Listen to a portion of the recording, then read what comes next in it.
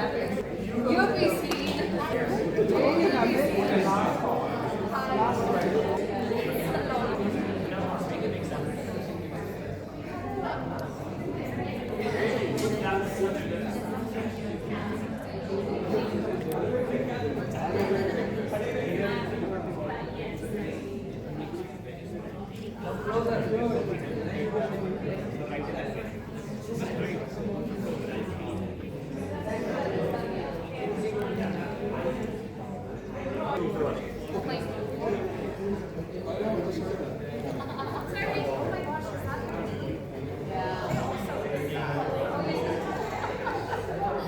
Everybody knows about it now.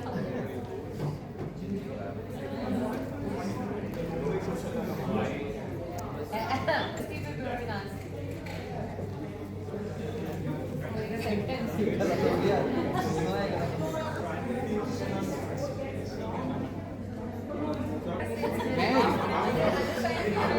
I really would want to understand one thing about program as well as your B school that for you really stood out. So if you can start off. Sure, thanks Divine and welcome everyone. So your application journey is, but when you are probably considering MIT, one general perception is MIT is more of a tech school or a science school, whereas the business school is again very holistic. And one thing that stood out for me was the entrepreneurship ecosystem at MIT, where you get to work and collaborate with students from different departments, and that's what entrepreneurship is all about, where there is a lot of cross-functional learning, and also the fact that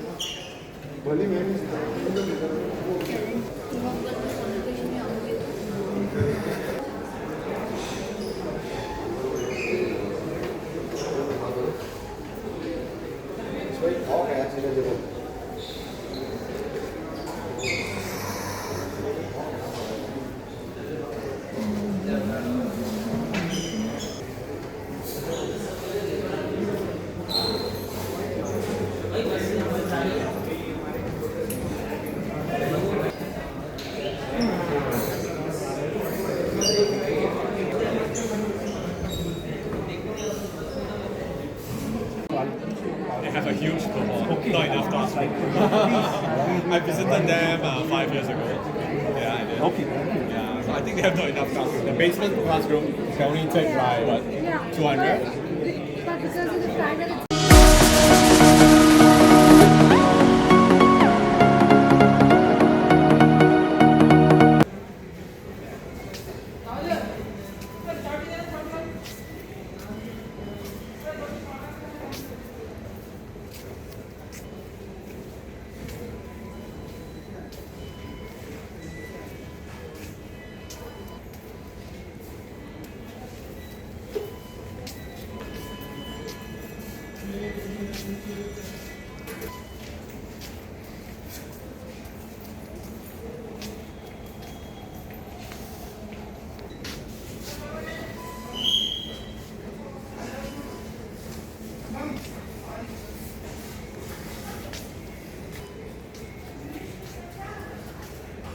Patel Nagar है।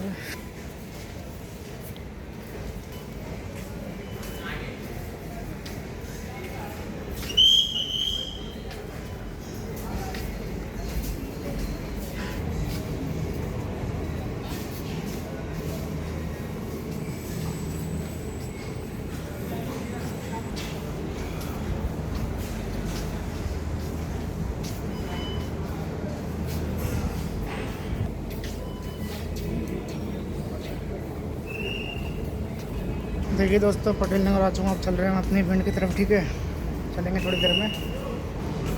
ये देख सकते हैं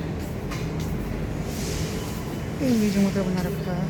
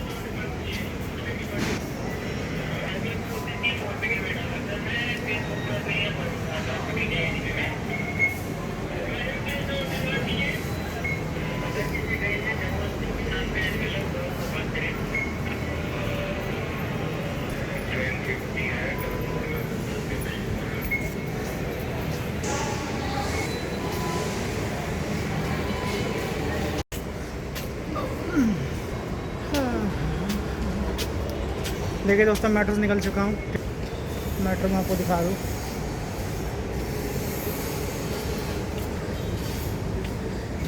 पटेल नगर।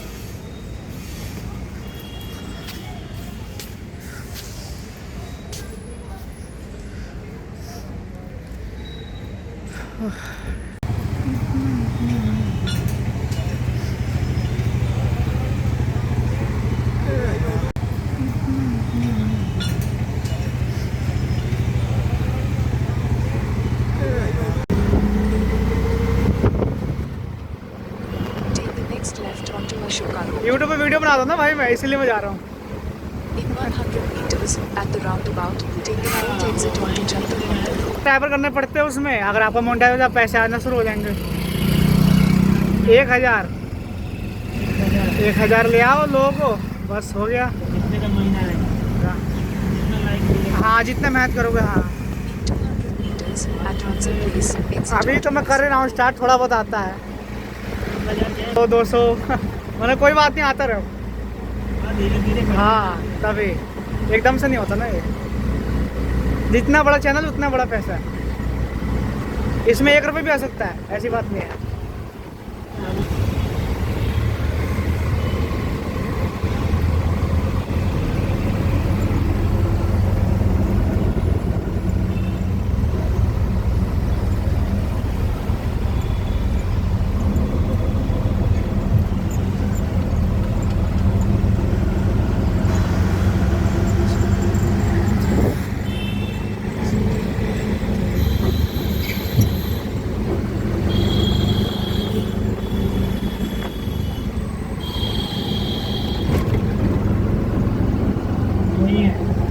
कौन सा?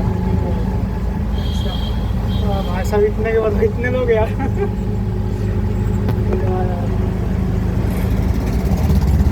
300 meters at the roundabout, take the 4th exit and stay on Janpat Road.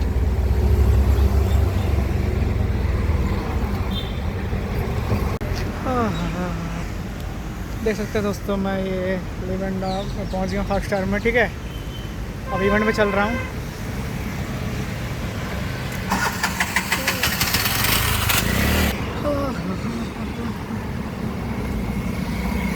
Destination is on the right.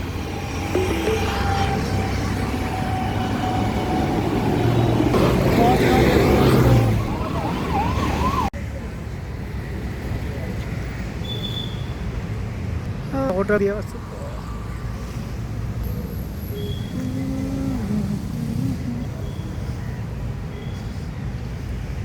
इधर जाऊँ मैं।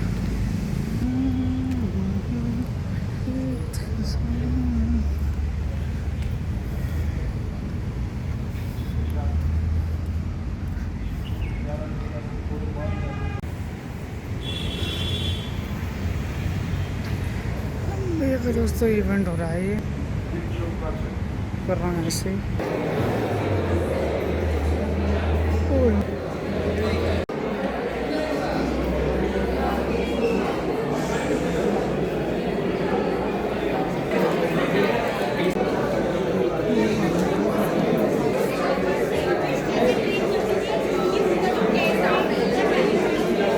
Probably sets us apart from any other. Engineering, defense, sports, and afterwards is about 16-17%. You know, we have. You're interested in sport. There's more sport in South Australia than pretty much anywhere else in the world. Some of the rules football, which I think is weird, but it's because I'm British and there's one type of football. And I do want to talk about is. We're at a really profound moment for the University of Adelaide as well, because we've just celebrated our 150th anniversary. But the university with the University of South, so we are creating a new institution which just sort of comes in the form of a bit of a rebrand. So as of 2026, Adelaide University will be how we are promoted internationally. So I mentioned this now for people who start to look for information. I don't want you to go to the wrong website. 2026 will be very different from 2025. So if you're interested in 2025, the QR code on the left will take you to the University of Adelaide. For 26 and beyond, the Adelaide University will be the pathway into will be the MBA program within the Adelaide University. And the program will remain very similar to as it is just now, so there won't be massive changes in terms of curriculum. There'll be more specializations, and all of that is just being finalized just now. So when you come and talk to us, and my colleague Amy up there, when we're in the meetup, we'll give you some information. When we contact you, we'll give you some updates about what the status is of the new institution and what the sort of the application process will look like. But it will be very, very similar to what we have just now. Okay? All right, I've pretty much wrapped up my side. Do you have any questions for me? Yeah.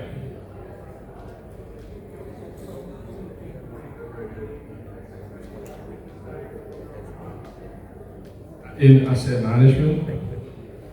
Yeah, I mean, anything in finance, I think you're getting close to Sydney and Melbourne, really. Asset management, you've got a few more options. I would say consider Adelaide.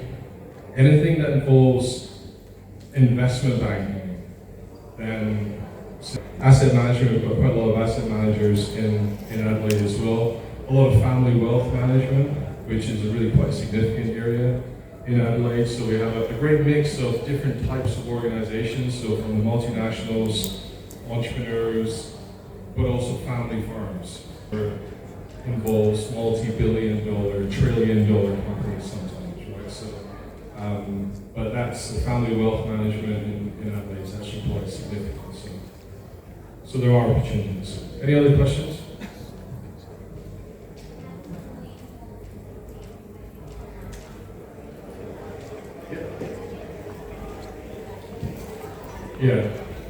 Yeah, so if you join in 2025, then you will have the option of graduating from the University of Adelaide with William Parchment or Adelaide University.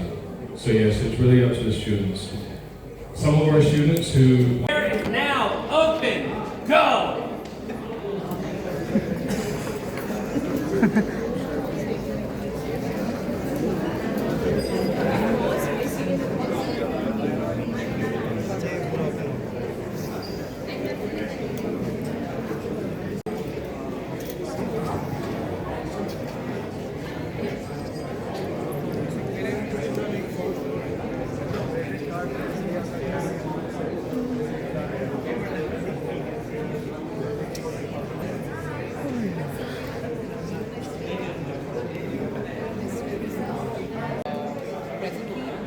Both our batches that have graduated, the highest CTCs in both batches have been 50 and around 44 emphasis, which no base school in the Genesis and the founding and co-founding year has achieved since the time of any MBA school. That's because you are not just being part of BITS on the school, but people from the BITS Pilani alumni network come together and bring these opportunities for us.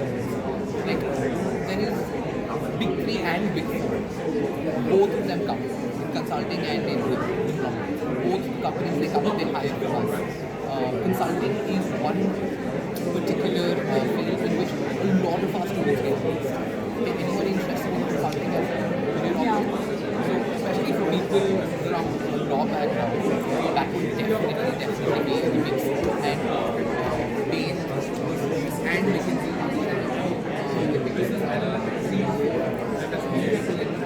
internships and then London Business School. I see London Business School. I see.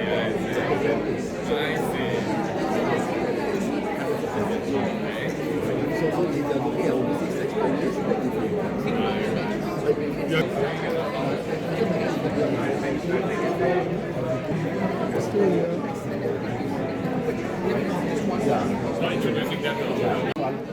They have a huge cohort, not enough classroom. I visited them 5 years ago. Yeah, I did. Okay. Yeah, so I think they have not enough classrooms. The basement classroom can only take like what, 200? But because of the fact that it's From INSEAD and representing MIT, we have Mr. Prashant. Big round of applause for all of our alumni here. And straight off to start off, I want to kind of throw this out question to all three of you. And one by one, maybe Prashant, we can start with you and kind of progress from there. I really would want to understand one thing about program as well as your B school that for you really stood out. So if you can start off.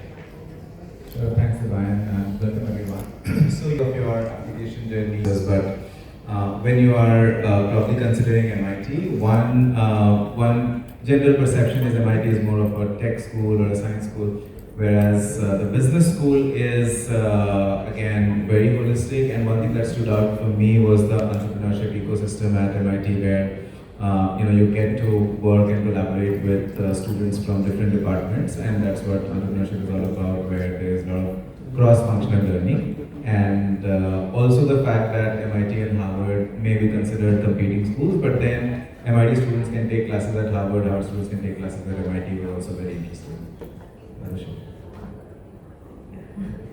Hi, so I went to London Business School. One thing that actually stood out for me was the global exposure we got. London being central of the world, we had people coming from more than 60 countries in my batch. And also the course that I attended had a lot of global exposure.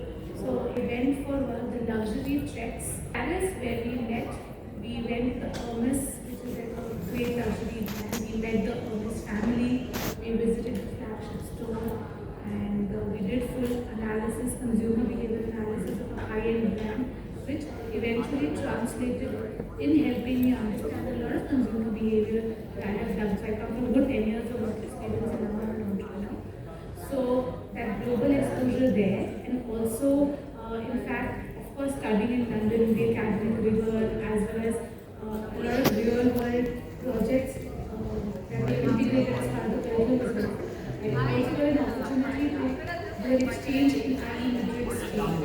There I got 6 weeks, which helped me develop a tech-friendly mindset, which again translated into real-world application. So, of course, global exposure for me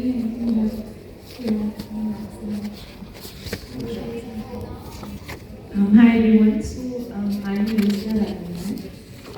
So I think for me, one of the main things about INSEAD that everyone who's heard that it's about having a multicultural perspective, right? So INSEAD is known for not accepting more than 20% of the nationality. So we had about people from 120 countries. So you gain a multicultural perspective like no other. And that really helps you in the business world, from the perspective of you are able to develop more, I would say, deeper relationships with people, right? That helps you sort of look beyond just the numbers. That's one. The other thing is that INSEAD is also spread across geographies. So there's a school in Ontario in France, there's one in Singapore, and then there's one in Abu Dhabi now. And you can pick and choose where you want to sort of spend your time. There's also an exchange program in water. So that kind of gives you across the geographies perspective. So if you're really looking to understand how the Asias work, then you can go to Singapore. And if you want to understand the European market, then you stick with Fontainebleau. But either way, you're going to meet, you're going to talk to people from everywhere in the world. So the kind of exposure that you will get at INSEAD would probably be unparalleled, because it's the only school that works like that. And I think the most important thing for me is that it's one of the most express MBA programs in the world. So it's 10 months. So you have to do a lot in a very short span of time. But then also your opportunity cost that way is the best, right? Because you're only spending a limited amount of time outside the market. Yeah. Perfect. I think what really stands out for me is the fact that the kind of exposure that you guys spoke about, as well as the kind of network that this kind of exposure helps you develop. I think that's something really critical, or something that you really need to consider when you are thinking about studying abroad or choosing the institution that you want to go to. How many of you guys know the difference between an MBA and an MIM? Alright. So I think there are a fair amount of people who do not know the difference. So, Arushi, if you could help us understand the difference between an MBA and an MIM. And you have done your MIM program from the London School of Business, right? So I think it will be important for us to understand that why did you pick MIM over an MBA? And what is the difference? Who should be looking for an MBA program, or who should be, rather let's talk about who should be looking for an MIM program? Both are actually quite different, to be honest, because MIM is direct route to management roles immediately after finishing your undergraduation, while an MBA is mostly after 4 to 6 years of work experience. So I particularly chose MIM because I did my engineering and I was sort of clear on whatever I was looking at, and MIM helped me build the foundation in business and management skills. So your courses are more generic in MIM, and your courses are more related to strategy, finance, and you still have flexible options. So I moved on, so I have 10 years of work experience in Zomato and TikTok. So I was the only team member in Zomato delivery business that started. And then I was again, when TikTok was launched in India, I was the first 5 members to join TikTok India market. So it gives you that managerial management role early on in life. While an MBA is more suited for professionals who are looking at transitioning their career, current career trajectory. So after 4 to 6 years of work experience, the course curriculum is also slightly different. There are more advanced courses, offers lesser flexibility options in terms of what we're looking at pursuing post an MBA. And in terms of cost effectiveness, if I compare, MIM is more cost effective in terms of the, while an MBA, though more expensive, offers a significant high increase in salary as well. So it totally depends on what you are looking at. It's a personal choice. I still feel like doing an MBA, maybe hopefully an exec MBA after 10 years.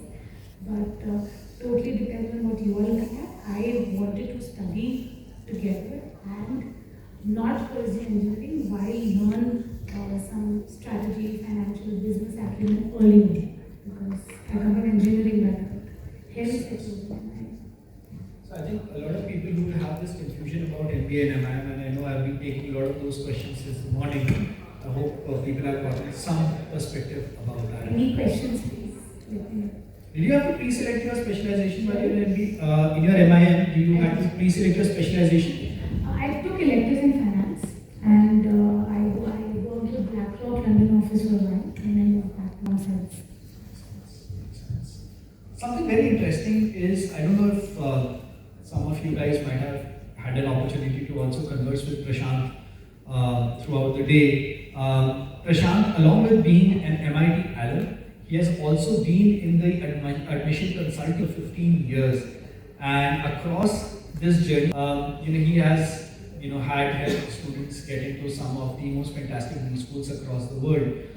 What I would want to understand, Prashant, is that if I am a candidate looking to stand out, and I know for an Indian candidate how hard it is to build or kind of stand out from the world crowd, because the competition that we face.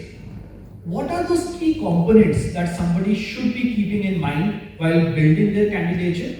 And what are those key components that a school is looking for while they are evaluating the profile of a candidate? Right. Thanks, Devan. So this is certainly a question I've been asked a few times today and over the years. And one answer that you often get from different people you talk to is that the application process or the selection process for most of the top business schools is very holistic. Right, so you probably want to know what does that holistic mean, because in principle there are so many things that they look at, but then if you try to categorize it in certain ways. The first bucket that you would create is the academic bucket, where you have the GPA and the GMAT, which also means that if you have a low GPA, which a lot of students also ask me, how do you compensate that? The only way to do that is through a high test score. So that the university understands that you are academically capable and you will be able to match the rigor of the program. Then, of course, when you are applying for an MBA or if you are applying for an MIM, you have to present your professional profile. And if you are a college fresher, you may want to show internships, you may want to show the projects that you have done. If you are someone with work experience, your direct full-time experience will come into picture, and the quality of your experience, the career growth that you have achieved, the stakeholders that you have worked with, these are the kind of things to be presented well. And then the third part is, of course, the profile fit, where a lot of universities look for a certain kind of candidates, and that can be demonstrated through your extracurriculars. Of course, when you present a certain set of career goals, there are certain universities that are good for those streams. There are certain universities that do not think that they can help you achieve your goals, and they may not select you, not because you're not good, but probably there is no match. So the third part where the match is important is what you have to be mindful of. So largely everything that you present can be put into one of these three buckets, and you have to see that you are presenting your strengths well in all these three. Very interesting. And so, Samiksha, one question for you. You mentioned about especially if you're looking to move. Right? If you're looking to move out of your home country, let's say, then it's very important for you to place credence to the geography that you're going to. So let's say, for example, studying in Europe, you will meet a lot of European faculty, you will get exposure to a lot of European camps that you want to do. For instance, when I was in Singapore in the latter half of my course, I did a trek in Hong Kong wherein we met about 6 multi-brand luxury organizations, including LVMH, Kering, so that exposure we would have never gotten if it weren't for living in Singapore. And the people, so if you're going to work in Asia, it's important for you to do an MBA out of Asia, for you to be able to understand the market better, right? So for you to get that exposure, that's one. The other thing is also that varying geographies also have varying duration of the courses. Right? So if you go to the US, you'll see a lot of 2-year MBA programs. Visiting Europe, where you'll see a lot of 1 year or 15 months, so on and so forth. So it plays an important role. So one to me is exposure, the other is the time duration that you're willing to spend outside of the job market, sort of pursuing the course and the change that you want to make thereafter. So if I wanted to, let's say, continue working in Europe, I would have continued and finished my course in and not move back to Singapore. So what we do is, let's have some questions. I'm sure that you guys have multiple questions now when it comes to our panel here today. So I will now open the floor for questions that you guys might have with a raise of hands, and we can start taking some questions. So I am unable to decide whether pursuing an MBA in USA or Europe would be a better idea. In general, what I people who have completed their MBA from Europe, even the top schools, generally end up returning to India. So what I'm trying to understand is this because of the language problem? Is this because they're not being able to understand French or German or Spanish? Is that leading to an issue? See, it might be a personal call also to return to India. That is understandable. But what I'm trying to understand is less of Harvard, Stanford, Wharton people you will find in India, but a lot of INSEAD and these top European business schools alumni you will find in India. So just wanted your perspective on this. So I'll kind of just try to summarize the question, put it into 2 parts maybe, and that will ask. The first one is straightforward: Europe versus US. Right? Which one is the better place as per you? And we have people both from US and Europe, and maybe both of them can give the pros and cons of each region. Number one, and number two, how feasible it is to after, right? So let's take it in 2 parts. So maybe if Samiksha, you can give us a perspective of a little bit about Europe and both about the geographies respectively.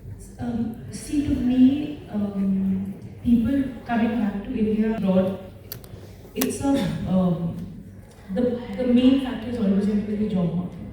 How the job market is that way, right? It has nothing to do with anything else. One, language barrier is, of course, it's it is going to be a limitation always in Europe, but given that the kind of, at least from the tier 1 schools, the kind of companies that are hiring are not limited by language barriers. Right? So I'll speak for INSEAD, of course. INSEAD is primarily a consulting business school. Right? So MBBs hire majorly from INSEAD. Now your MBBs are not affected by a language barrier, right? Because anyway they are consulting for global businesses. So your language barrier gets pulled up, but of course your job market has a huge role to play there. That is one. Is Europe better or is the US better? Like I said, that it's highly dependent upon what you want. What kind of an exposure do you want? Remember that when you're going to Europe, you're meeting a lot of people that are around that same geography that have multiple market experience. So Europe is very interconnected. So somebody who's from France, it will have exposure to Italy also, will have exposure to Netherlands also, will have, so and so that is the only benefit that Europeans may have in Europe. Right? That their market experience there is wider than, so US doesn't have that limitation. That's my understanding of it, right? Like I can only speak for the Europe market. That's one. The other reason for this may be that a lot of people, for INSEAD is in Abu Dhabi and Singapore also. So you will see for our intake especially, a lot of Indians only went to Singapore. Right? Because they wanted to gain knowledge of the Asia market. So they are happy to sort of come back to India. So the perspective is only Asian there. Like, for example, it was for me. So I wanted to work in retail. Right? I've been in the industry for 14 years now. So I wanted to work in retail. I already knew Europe was saturated. So it wasn't, it wasn't on the cards. It never was a prospective for me. It wasn't a prospective job for me at all. So a lot of people. Why the employment opportunities end up being this larger market, and if you are a part of the top 10 business schools out of 100 that exist there, you'll end up getting absorbed there versus the number of business schools that are there in Europe. And often candidates, INSEAD is one example, which is not the best example, but candidates look at an FT ranking and say, Acha, I'll go to a top 10 school. Now, on FT, there are a lot of top 10 or top 20 schools which are not great, okay, for employability especially. So you may not just follow the ranking, but also understand, talk to alumni, understand what's going on, and then take that. Let's take more questions, please.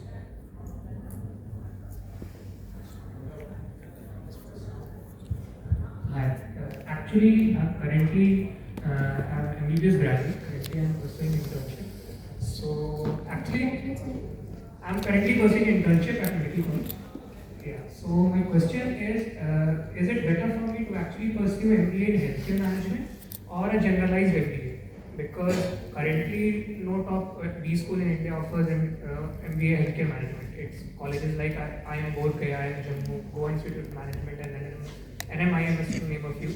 So is it better for me to pursue a general MBA from a top MBA college or an MBA in healthcare management, considering my background in life sciences and the placements? I have heard from people that doing an MBA with life sciences background in general MBA doesn't, businesses don't generally prefer people from actually life sciences background. They prefer people with technical background or commerce background. So in that sense, which is better for me in terms of placements and also in long-term career prospects? Right? Which one do you choose? Who should be choosing what? Just to get back to the question, you're exploring options in India only. Yeah.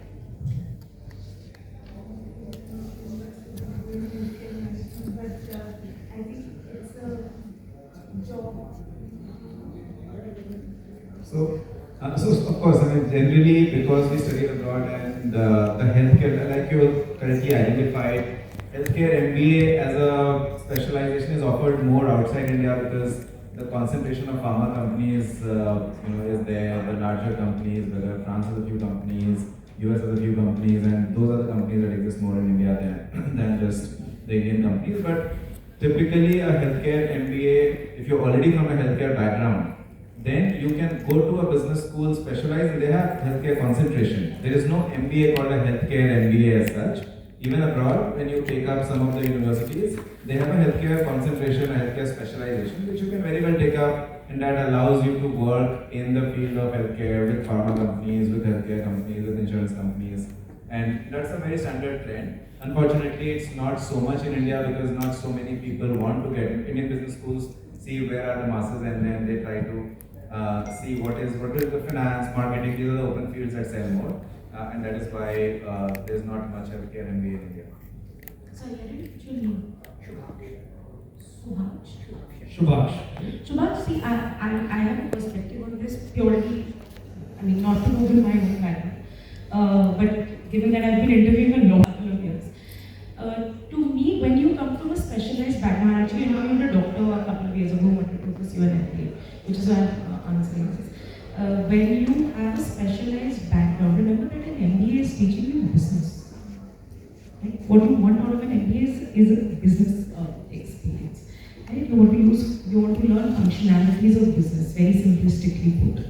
Right? So if you come from a specialized background, a generalized MBA, in my opinion, always help you. Because you already carry that specialization with you, right? So you can use it and apply it to business concepts. So the question then should be that which MBA sits right with me, wherein I will be able to choose courses that will exemplify my background. Right? So let's say will strategy help me more, or will this help me more to develop that skill set, which may also give you a wider perspective of what else can I do with this, right? Versus putting you in that hole. That's my take. That's how I would do it. Just adding on one point, so I come from a healthcare family. So from that particular perspective, my husband did exec MBA. So he a family doctor, we run chain of clinics and everything. And he did an exec MBA from ISB in healthcare management. That is at the age of 32, 33. While he's done his proper MBA early on.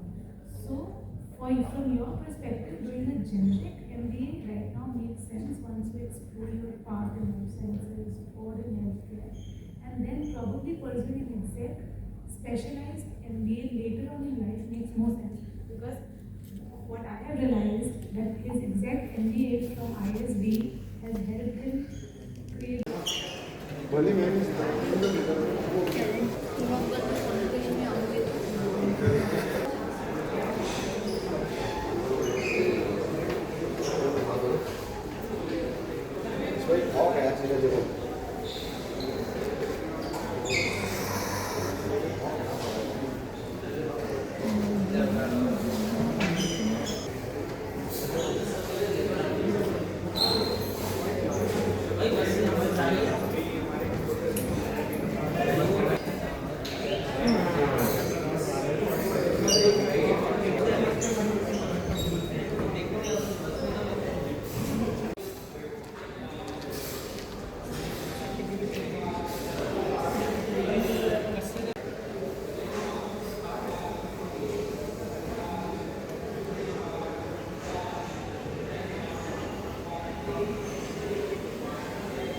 दूसरे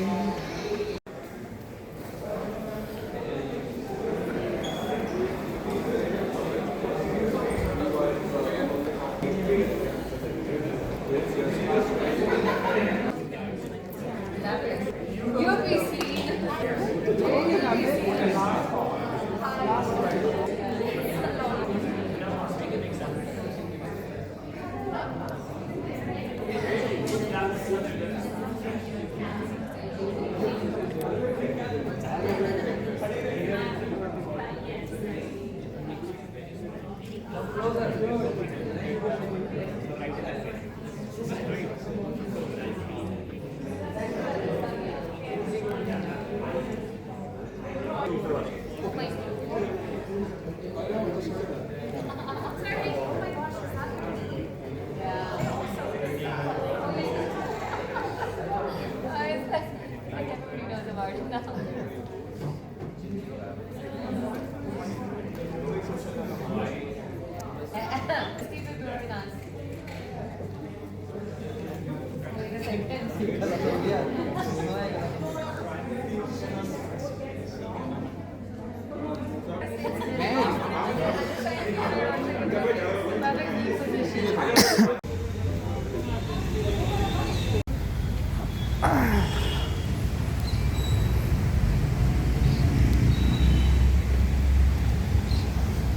event कर लिया complete, ठीक है। Event में भी दोस्तों मैं आया था, इवेंट कर लिया कंप्लीट, ठीक है। अब मैं चल रहा हूँ घर की तरफ। लेकिन दोस्तों बहुत मज़ा आया, बहुत बढ़िया इवेंट था।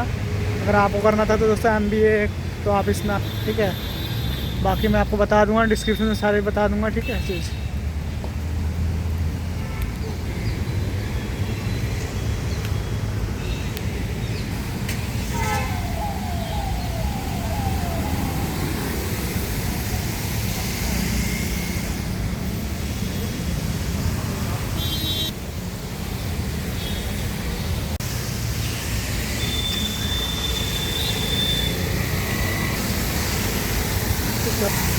फाइव स्टार होटल से दोस्तों निकल रहे हैं हम। 5 मिनट निकल चुके हैं, ठीक है, मेट्रो की तरफ।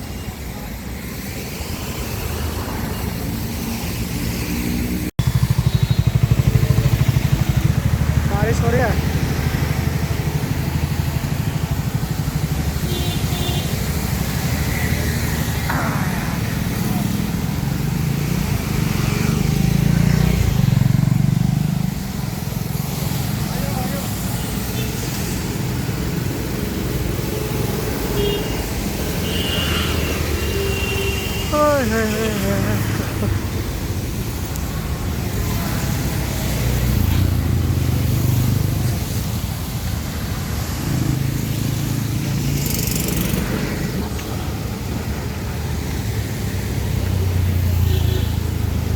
चल रहे दोस्तों, चलते रहो, ठीक है दोस्तों। मज़ा तो है वैसे तो दोस्तों, बहुत बढ़िया बढ़िया बात बता रखी है, ठीक है।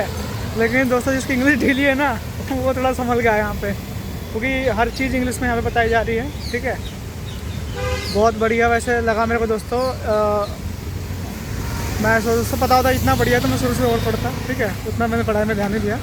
इंग्लिश थोड़ी दोस्तों मैंने टाइट करनी पड़ेगी। बाकी देख सकते हैं दोस्तों, मेन दिल्ली में मैं आया हूँ। मेन दिल्ली है ये जनपद।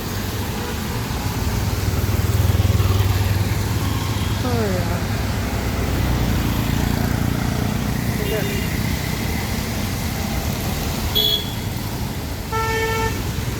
केले के पेड़ है इतने सुहाने सुहाने।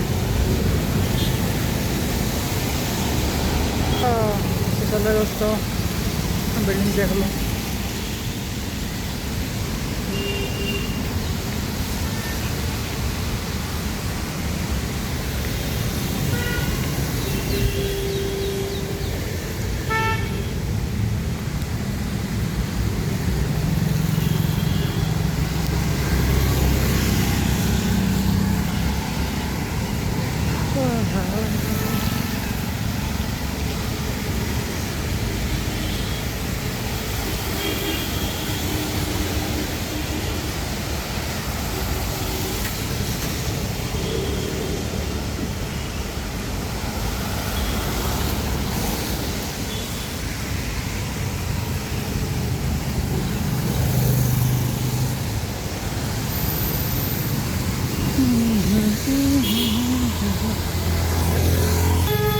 तो यही है ये पीछे का दोस्तों हिस्सा।